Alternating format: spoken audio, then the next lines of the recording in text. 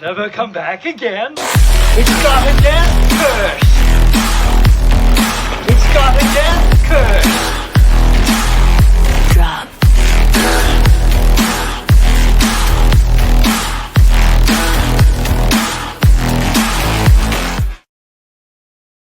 You got a death curse. Why do you like to mess with me? Because it's fun. It makes my day. Yeah, and I feel like everyone appreciates it. Welcome to the Death Curse Club. I'm owner-operator of the establishment, Zach Hilton, and hostess with the mostess. That's me. I didn't want you to add anything else to that. Brooke. What a show we have for you today. What a video we have. We have Tudum. Tudum. Yes, that's what it should be. I don't know why it's not. I feel like somebody messed it up and then they were like, we got to roll with it. Gotta roll with it. They made a thing. They made a thing and it's gone viral.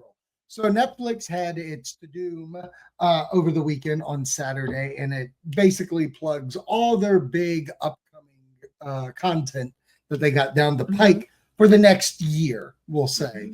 And I think they did a pretty good job of multiple things. I'm talking from reality shows to the dramas, the young adult stuff that, you know, you watch and things like that. And if you're unaware of what Tudum is, the live event, it was on Netflix Saturday night. It's kind of like the way that you described it to me was like the best version of like almost like a live Comic-Con that they do for like Disney and things like that, Universal, of where they're announcing what their upcoming projects are. But there wasn't necessarily that announcing. It was more of like dropping trailers and why are you looking at me? Because I swear to God, you're just reiterating what I said. I just said, no, you didn't say that here. No, I don't think so. If I did, you can chop all that out. I'm out. I'm too lazy. So they were throwing out all these IPs out, and then they started getting into the nitty gritty. And we're just going to give our reactions to what they showed us. Starting with Squid Game. I do not watch Squid Game. I have no desire. I have no desire. I have no backbone in the games, but I understand why it's a big sensation for them. Watching what we saw, did it make you want to watch any of it? Actually, it kind of did. I was like, I'm kind of intrigued with this. I know that I could probably binge some things. So to see, you know, what the hype is about and if it's worth it for me. And from what it said, it's the final season. So it's 3 seasons and done. Hey, why not jump on now? Gotta jump on now. Gotta make sure it gets its numbers for that next season. They're counting on me. They're counting on you, you say. I believe that. The next thing I want to talk about, because now we're going to get into our field, is they do Wake Up Dead Man, a Knives Out mystery. Interesting enough, this one came off spooky. It did. And I liked the way they led up to it with all of the actors and kind of one-upping and also giving like the whodunit feel and that I'm better than, because that is kind of what the Knives Out feeling is that like I'm better than so-and-so, I'm better than so-and-so. Right. And let me tell you, Glenn Close. Wow. Wow. She came in hot. Wow. Wow. It was a nice announcement. And the teaser, I think, was really good. Yeah. The only thing about this, and if anybody feels the same way as me, it's like the first Knives Out movie felt like a theatrical movie. Fair. The second Knives Out movie felt like a theatrical movie that they put on Netflix. This looks like a Netflix movie. Okay, fair. I'm not saying story-wise. I'm not saying story-wise it's not going to hold up. I felt like it was a teaser, not a trailer. Yes. Oh, okay. For sure. So I don't want to completely judge it on that, but I can see where you're coming from, that there were different aspects of it not having that manpower. You know, let me it's got the man and woman power. I'm just saying it doesn't come across like the theatrical with the fact of like the manpower that's behind it. The color grade looks off. The camera that they use isn't theatrically the camera you would use for that. That's what I'm saying. Like, no one's performance looks bad. Nobody, like, everybody looks wonderful. But like, it's just there's something technical wise looks different from the Okay. other two. Let's move on to what I was super excited. Maybe that's the feel they wanted. Yeah, maybe. Frankenstein. Oscar Isaacs, Del Toro's directing this. He directed Shape of Water, which is a love letter to Creature from the Black Lagoon. Now he gets to do this movie. When he was out there talking, he was talking about this is like a 25-year journey for him to make said film. Yeah. And when this came on, quite different from how I was looking at the last movie, this looked beautiful. Like this thing looks top tier. I'm excited about the cast for this movie. Oscar Isaac is amazing. You have Maxine herself in this, Mia Goth, and you got Jacob Elordi, who is playing the creature. And I'm a big fan of his, and I know he stepped in for someone, I forget who was originally tagged to be in this, but I think this is a good get. I love this cast. I love this movie. I know it's not technically Universal doing it, but this is Mary Shelley's Frankenstein, and I'm excited. What do you think?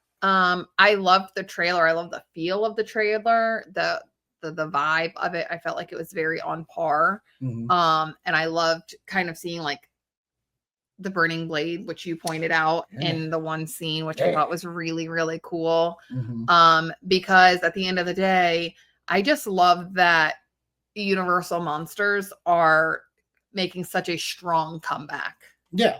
And again, it's not necessarily Universal, but it's still but I'm just saying, like those monsters. Where people fell in love with them through those movies. Yes. So I definitely agree with you on that. Okay, let's get to co-main event, which I think should have been the main event, but we'll say why it wasn't the main event later. Stranger Things 5. Wildly, and I've seen people talk about this where it's like, you know, so much time has passed. I'll even say this. It's why I haven't hopped back on the Severance. When there's so much time that passes in between seasons, it's like, this is now homework almost a little bit to kind of remember what's going on. And to really have like that feeling behind it, because that's the thing. Like when you're watching season after season, you are emotionally invested. And if there's, like you said, that time that has passed, some of that emotional investment, while it's still there because you remember, it's not completely there. Like you're not in it to win it at that point. Now, I'm not speaking about everybody because I know, Review It Rob is still, emotionally invested. It's always been like that, that's still a possibility. But I will say that sometimes it's very hard when it's been that longevity of a time. So for this show, I have not that feeling. I always am ready and on board for this show. So much so I'm like, let's do a rewatch. Let's make it. Okay. And the reason the rewatch aspect of it. Well, yeah. But I meant like jumping in. Like I wouldn't want to just jump into the season without going back. But no, like for me, and we do it all the time with movies. We watch the Mission Impossible series before it came out, whatever Marvel movies, we do a little catch up. But like for me with Stranger Things, it's a show, but I feel like it's treated like almost a movie event. For this. And the teaser that they showed, that they led up to, like they showed you some behind the scenes of earlier stuff, and the kids playing around, being like, oh, look at this. This is my favorite. That was really cute. It's like the behind the scenes kind of stuff for it, which was really neat. And then they were like, wait, we have one more tape, and that's the teaser. And I love the teaser. It's beautiful. Because the teaser's just showing how we got here. It starts with Will and Winona Ryder, and Winona being like, I still remember that day. And we go through the timeline. Look at that, goosebumps. Go through the timeline. And then gives us the dates. They announced that, or they didn't announce, it was rumor that it was going to get split up to 3 sections. They killed me when they did that to Cobra Kai. I get it. Cobra Kai was your big show. You didn't really have much else, but you released Cobra Kai in, I think it was July.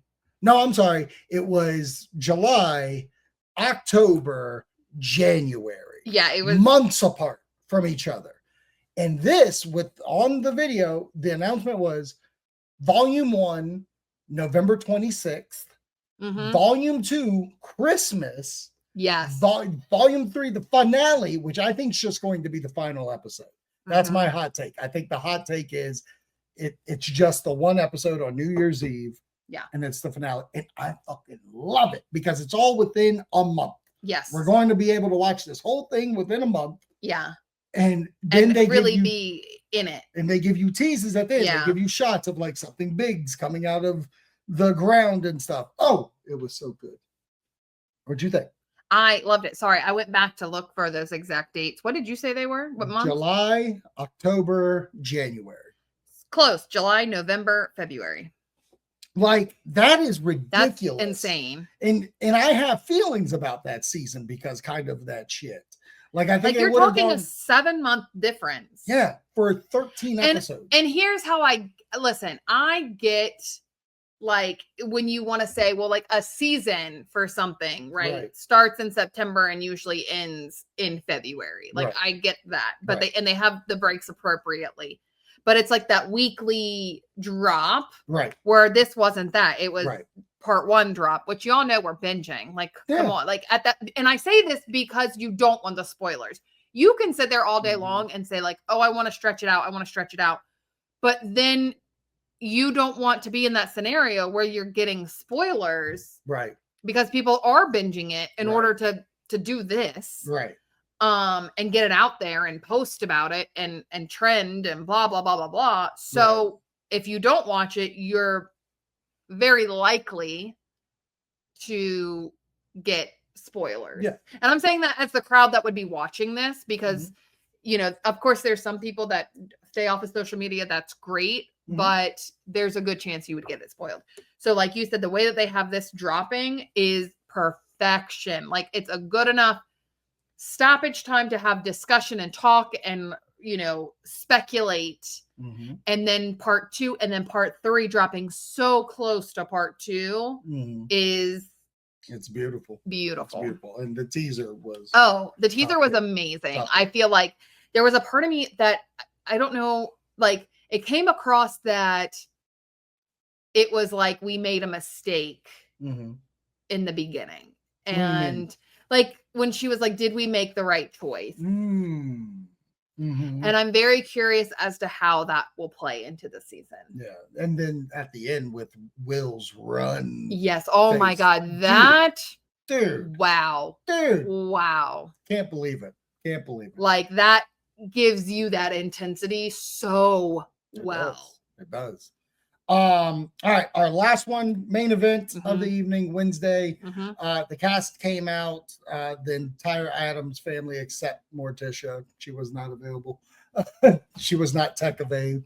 And they give the first 6 minutes of the show, not a teaser, which I wish I knew that going in. I wouldn't have watched it. I do. I love that. I love a first 6 minutes. I do that a lot. You do it with every Bravo show known to man. But I was interested in the 6 minutes. I thought they looked fun. Like, I can't wait to watch the series. And it looks good. And I think it's because they had the trailer come out recently. So it's like, well, but what I will say that I like is the trailer that we got was very much those first 6 minutes. Right. So it really is like, oh my God, there's just so you much haven't shown more. Everything. Yeah. And then, and why it was the main event of the evening, they announced that Lady Gaga was guest starring on the show. And because of that, she was performing. And I was hook, line, and sinker to this. She was singing 2 songs off her album, Zombie Boy and Abracadabra. And then, like, it's infused with Addams Family with the da-da-da-da, you know, and then Ortega came out, sat at the table with a knife. And then we get those Wednesdays doing the circle of the dance. Dog, they did it. Dun, dun, dun, dun, dun, dun, dun. Oh my God. Stop it. I don't want to get copyrighted. That's why I stopped so quickly. I do wish, and like, listen, I get it. I wish Jenna Ortega did just a little, like, she didn't have to do the full dance, but I wish that she had just, like just something like this. Yeah. I would have been over the moon with it. Yeah. But I also love her kind of coyness that I feel like the vibe that she was giving throughout all of it. And like you said, I understand while Stranger Things is their big property. Right. I feel like Wednesday is very much on there. So I love the idea of like that post ending type thing. But Lady Gaga had to do, like, you could, if you gave me that and her performance and then brought out Stranger Things, while I would have been excited, her performance just seemed so much like a finale. Right. Like it was the show is over type thing. Like it was, thank you. It was the showstopper type thing. She looked gorgeous, awkward, weird, in like the best way possible. When I say awkward, weird, I mean like a beautiful, awkward, weird. She owns it. She lives it. She breathes it. She like oozes that charisma and personality, and like that Halloween, halfway to Halloween, summerween, like right then and there. It was great. Yeah. I loved it. What did so you much think? So we rewound it. We did. We watched it twice. I had to watch it twice. I was like, so this is good. Beautiful. Like, and we just recently saw her on SNL, and I'm like, this would top that in my opinion. Yeah, which I thought was a really great performance. But this the money was behind this one. Well, there's a little money behind the other one. Yeah, but the money was really behind this one. Netflix was like, here you go. Here's a month. Tudum. Here's a month's worth of subscribe money. There you go. There you go. The bills. But what did you think? You know what they said afterwards? What? You know what the final thing was on there? Monthly subscriptions will be increasing. Yeah, exactly. That was the last announcement because of this performance. Jumping up to $30.99. Jesus. Yes, but that was Tudum. What were your thoughts on Tudum? Did we not talk about something you want us to talk about, even though this is a horror sci-fi thing? Whatever. But we're not jumping into some of the other ones. Yeah. So if you want more videos like these, make sure you subscribe to this channel, Death Curse Club. We're on Instagram Threads, Death Curse Club. And on June 13th, Friday the 13th, we have Camp Blood Party. Pew, pew, pew, pew, pew, pew. I thought that went with your thing. Yep, presented by Frightmare. Frightmare is at 1905 South Military Highway, Chesapeake, Virginia. So go ahead and hit them up. What's wrong? I just thought it went with your thing. But you were laughing at me like I was a dummy. You're not no dummy. Well, You're not no dummy. Book you later.